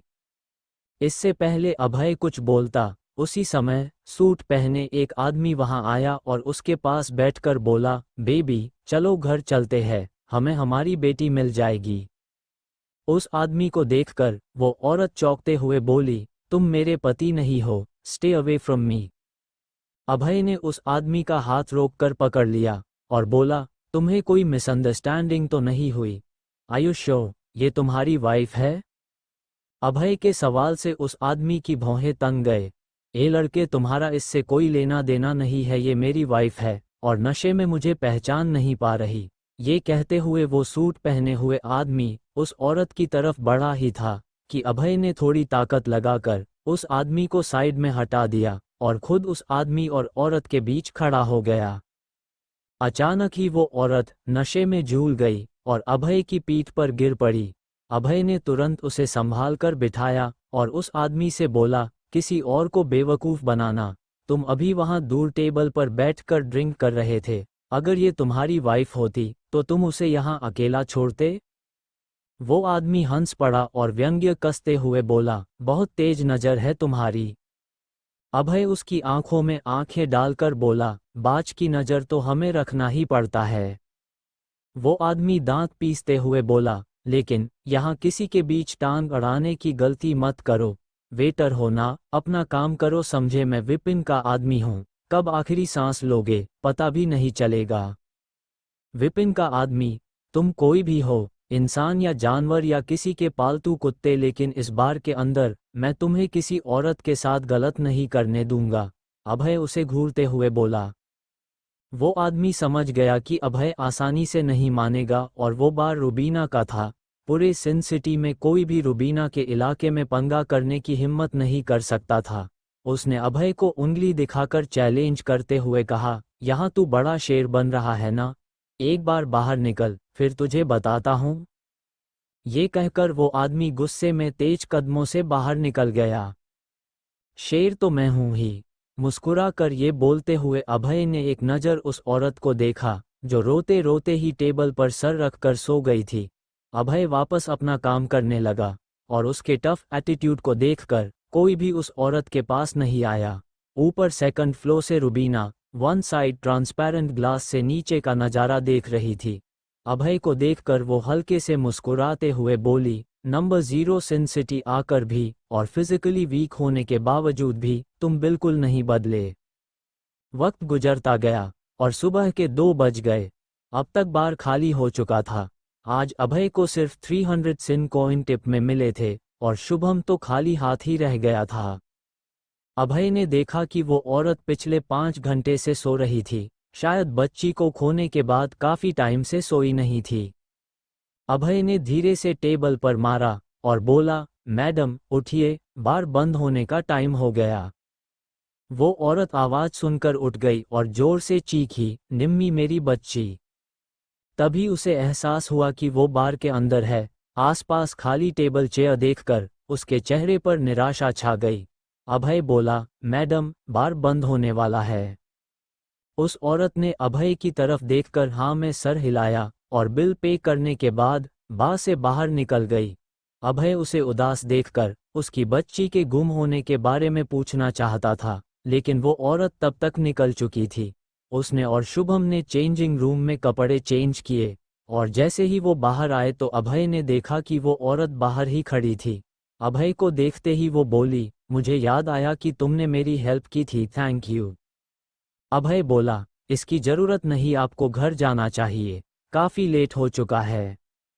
हाँ लेकिन तुम सावधान रहना, वो विपिन का आदमी था और अभी थोड़ी देर पहले मैंने उसे बगल वाली गली में जाते हुए देखा है, उसके साथ और भी लोग हो सकते हैं, उस औरत ने वार्न करते हुए कहा।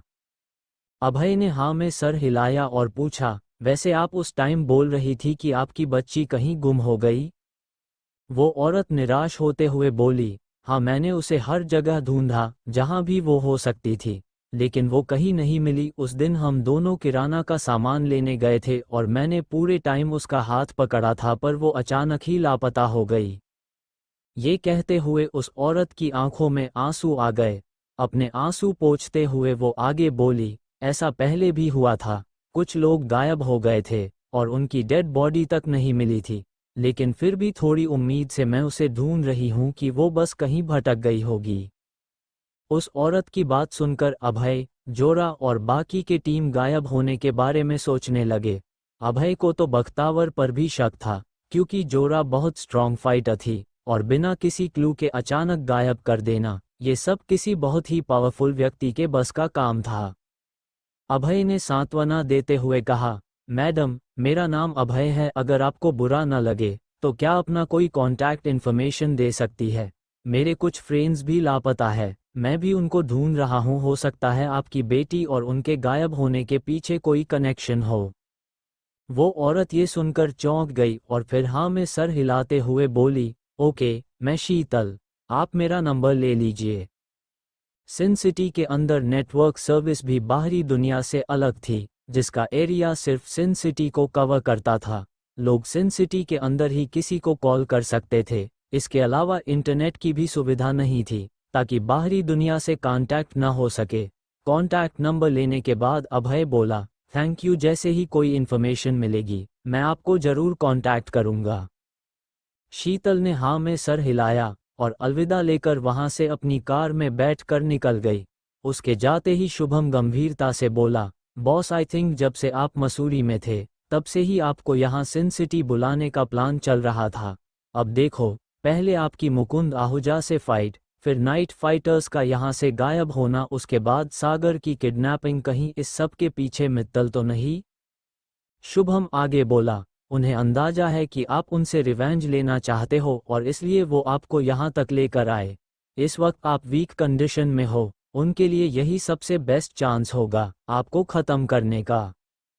ये सुनकर अभय सीरियस हो गया और फिर बोला, एक्चुअली इस बारे में मैंने भी सोचा था, लेकिन मुझे एक और पॉसिबिलिटी लगती है।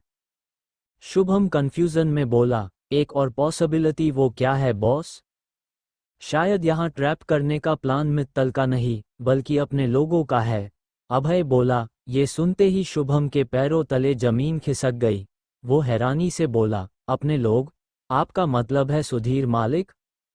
अभय सीरियस होकर बोला, हाँ, ये पॉसिबल है। उन्हें पता है कि मैं रिकवर होते ही मित्तल फैमिली से रिवेंज लेने जाऊंगा और वो ऐसा नहीं चाहते। Mittal family night fighter agency से काफी सालों से कनेक्टेड रही है, यहाँ तक उनके पास नाइट फाइटर एजेंसी का स्टार मेडल भी है। शुभम हैरानी से बोला, लेकिन मलिक ऐसा क्यों करेंगे? क्योंकि मित्तल्स के खिलाफ कोई सबूत नहीं है। बहुत से लोगों की नज़रों में वो फैमिली किसी हीरो से कम नहीं है। बिना सबूत एजेंसी किसी के खिलाफ कोई एक्शन नहीं लेती। आई थिंक सुधीर मलिक खुद सब कुछ हैंडल करना चाहते हैं, इसलिए उन्होंने मुझे यहाँ भेज दिया है। अभय की बात सुनकर शुभम बोला, मतलब वो अकेले मित्तल से लड़ने की तैयारी कर रहे हैं? अभय ने हाँ में सर हिलाया तो शुभम दांत पीसते हुए बोला, बॉस, तब तो आपको जल्द से जल्द रिकवर होना चाहिए। अभी वो लोग बात ही कर रहे थे कि उनके सामने एक कार हॉर्न बजाते हुए आकर रुकी। उन्होंने देखा कि ड्राइविंग सीट पर अंकित बैठा हुआ था। बॉस, अंदर आ जाओ, शुभम ने हैरानी से पूछा। ये कार मिस्टर डिसूजा ने दी?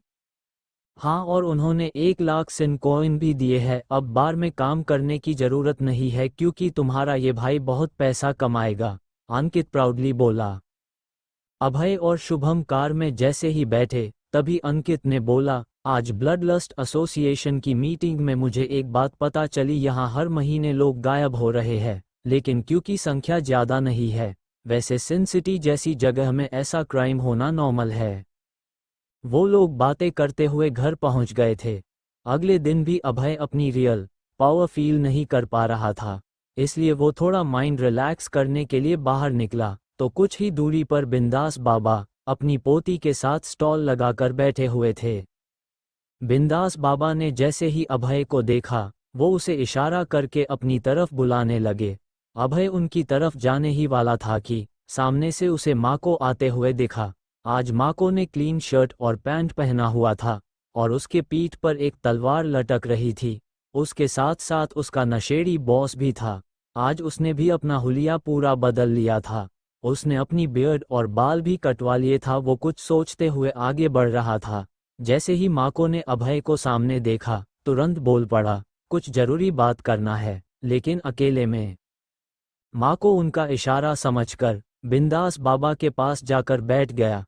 तब वो नशेड़ी अभय के साथ पास ही बैठ गया और बोला, मेरे पास एक रास्ता है जिससे तुम जल्दी अपनी ट्रू एनर्जी रिकवर कर सकते हो। ये सुनते ही अभय शॉक था।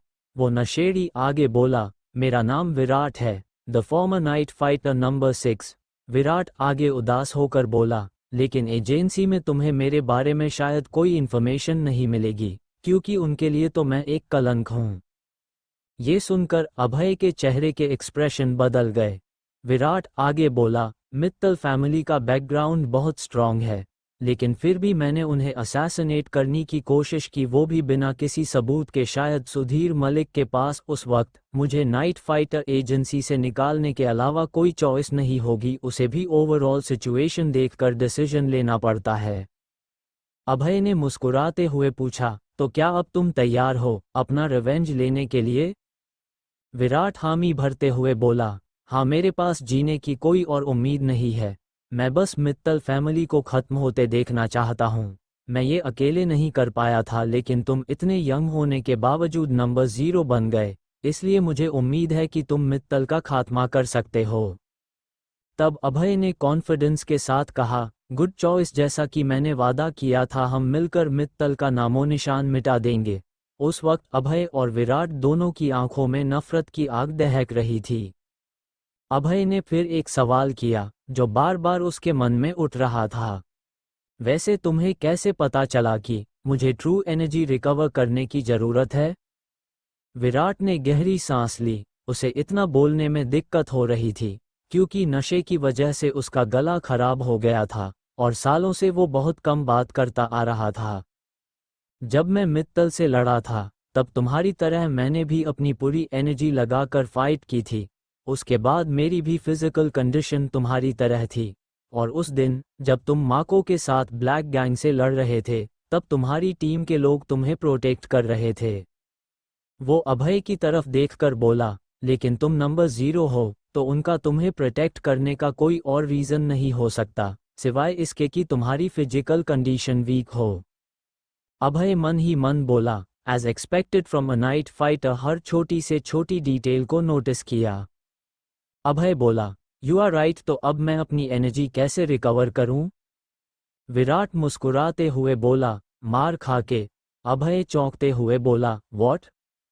विराट ने फिर समझाया, एक्चुअली एक बार मैंने किसी की शराब की बोतल चुरा ली थी। ये सुनकर अभय ने उसे सवालिया नज़रों से देखा और मन ही मन बोला, एक नशेड़ी से और क्या उम्मीद की जा सकती है? विराट खांसते हुए आगे बोला, तब उसने मुझे जान से मारने की कोशिश की, तब पता नहीं कैसे, लेकिन शायद मौत को करीब देखकर अचानक ही मेरी एनर्जी रिकवर हो गई। अभय हैरानी से बोला, रियली? और अगर मैं किसी सुपर लेवल फाइटर को चैलेंज करूं और रिकवर होने से पहले ही वो मुझे मार डाले तो? विराट ने कंधे उचकाते हुए कैजुअली कहा, तो मर जाओगे और क्या? अभय उसका जवाब सुनकर हैरान था, लेकिन वो फिर भी इस मेथड को अप्लाई करने का सोच रहा था। विराट आगे बोला, वैसे तुम रिकवर हो भी गए तब भी यहाँ से बाहर नहीं जा सकते। अभय कॉन्फिडेंट स्माइल करते हुए बोला, मैं 5 साल पहले भी यहाँ से बाहर निकल गया था। विराट शॉक था, वो पूरे टाइम नशे में रहता था, इसलिए 5 साल पहले सिन सिटी में अभय ने जो तबाही मचाई थी उसके बारे में उसे कुछ नहीं पता था। क्या माको को मेरी रियल आइडेंटिटी पता है? अभय ने पूछा। आई डोंट नो, मैंने उसे कुछ नहीं बताया, विराट बोला। तब अभय खड़ा हुआ और विराट की तरफ देखकर सीरियस टोन में बोला, मैं नाइट फाइटर टीम 11762 का कैप्टन नंबर 0 तुम्हें फॉर्मली अपनी टीम ज्वाइन करने के लिए इनवाइट करता हूँ। अभय के एक एक शब्द से विराट के रोंगटे खड़े हो गए थे। उसकी आंखों में चमक आ गई थी, लेकिन अचानक ही वो चमक धुंधली पड़ गई। वो ना में सर हिलाते हुए बोला, मैं तुम्हारी फाइट करने में हेल्प कर सकता हूँ, लेकिन नाइट फाइटर एजेंसी लौटना नहीं चाहता। नाइट फाइटर एजेंसी ने उसका साथ छोड़ दिया था, अब वो एजेंसी का हाथ थामना नहीं चाहता था, और अभय इस बात को अच्छी तरह से समझ रहा था। अभय ने कहा, नो प्रॉब्लम, हम अपने दुश्मन मित्तल फैमिली को खत्म करने तक एक दूसरे के साथ कोऑपरेट करेंगे। ये कहते हुए अभय की नज़र माको पर पड़ी, जो बहुत शॉक्ड था और बिंदास बाबा को देख रहा था। अचानक ही माको अपनी जेब खंगालने लगा। उसे पैसे निकालते देख अभय तुरंत माको की तरफ बढ़ने लगा। माको ने बिंदास बाबा से कहा, बिंदास बाबा, मेरी पास 137 सिन कॉइन है, इससे एक पैसा ज्यादा नहीं। बिंदास बाबा हल्के से मुस्कुरा कर बोले, कोई बात नहीं लड़के, तुम्हारा दिल बहुत साफ है, 137 सिन कॉइन से भी काम हो जाएगा, वैसे भी जान बचाना तो पुण्य का काम है। ये कहते हुए बिंदास बाबा माको के हाथ से पैसे लेने ही वाले थे कि उनसे पहले अभय ने वो पैसे ले लिए और बोला, माको, इन्होंने कहा कि तुम्हारी जिंदगी के गिने चुने दिन बाकी है। माको ये सुनकर चौंकते हुए बोला, हाँ, लेकिन तुम्हें कैसे पता? अभय मुस्कुराते हुए बोला, तुम इसकी बातों में आ गए, कल इसने मुझसे भी यही कहा था, लेकिन मैं इसके झांसे में नहीं आया। तब माको गुस्से में बोला, क्या, मुझे ठगने की कोशिश? मैं यहाँ का बॉस हूँ, मुझसे झूठ बोलने की हिम्मत कैसे हुई? माको को गुस्से में देखकर भी बिंदास बाबा और उनकी पोती बिल्कुल नहीं डरे, जैसे उन्हें यकीन हो कि माको उन्हें कुछ नहीं करेगा। तभी अभय ने बिंदास बाबा से पूछा, अपना ये सामान उठाओ और कहीं और जाकर लोगों को बेवकूफ़ बनाओ, यहाँ इस स्ट्रीट में ये सब नहीं चलेगा।